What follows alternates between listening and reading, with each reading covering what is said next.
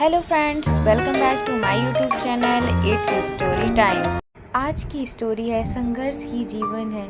तो स्टार्ट करते हैं। जो मुस्कुरा रहा है उसे दर्द ने पाला होगा, जो चल रहा है उसके पाँव में छाला होगा। बिना संघर्ष के इंसान चमक नहीं सकता, जो जलेगा उसी दिए में उजाला होगा। संघर्ष क्यों बचे संघर्ष से, संघर्ष ही तो जीवन की आत्मा है। जितना कठिन संघर्ष होगा उतनी ही शानदार जीत होगी।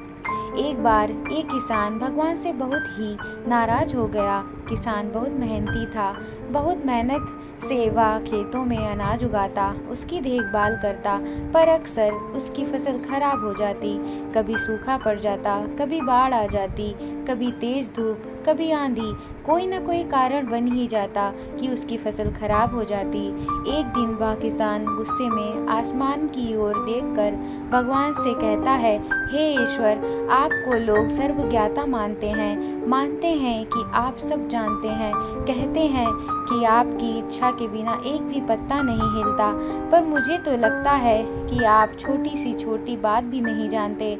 आपको तो ये भी नहीं पता कि खेती बाड़ी कैसे करते हैं। अगर आप जानते होते तो हर समय जो बाढ़, आंधी और तूफान आते हैं वो कभी नहीं आते।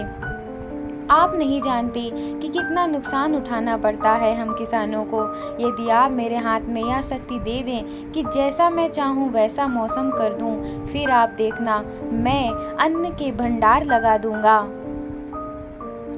भगवान इस किसान के तीखे वाक्य सुनकर मुस्कुरा रहे थे और वह किसान के सामने प्रकट होकर बोले, मैं आज से तुझे यह शक्ति देता हूँ कि तुम अपनी खेतों पर तुम्हारी जैसी इच्छा हो तुम वैसा मौसम कर दोगे। मैं बिल्कुल भी दखल नहीं दूंगा, तुम्हारी इच्छा से सब कुछ होगा। किसान बहुत खुश हो गया। किसान ने गेहूं की फसल अपनी खेतों में बोई। जब उसे लगा कि खेतों को धूप चाहिए तो खेतों को धूप मिली, जब पानी बरसना चाहिए तभी पानी बरसा। आंधी, तूफान, बाढ़ कुछ भी उसने अपने खेतों पर आने नहीं दिया। किसान के खेत में इस वर्ष ऐसी फसल हुई जैसी कभी नहीं हुई थी। हरी भरी लहलहाती फसल।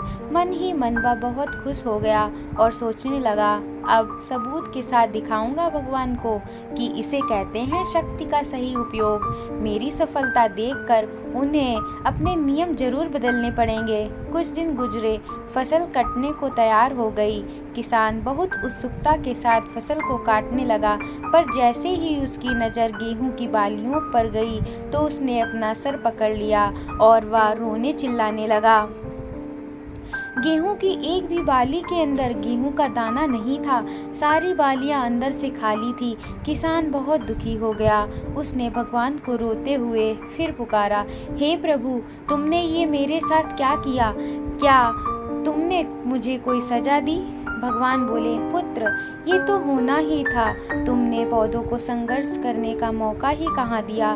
ना तो तुमने उन्हें आंधियों से जूझने दिया, ना तेज बारिश से सहने दिया और ना ही धूप तपने दी।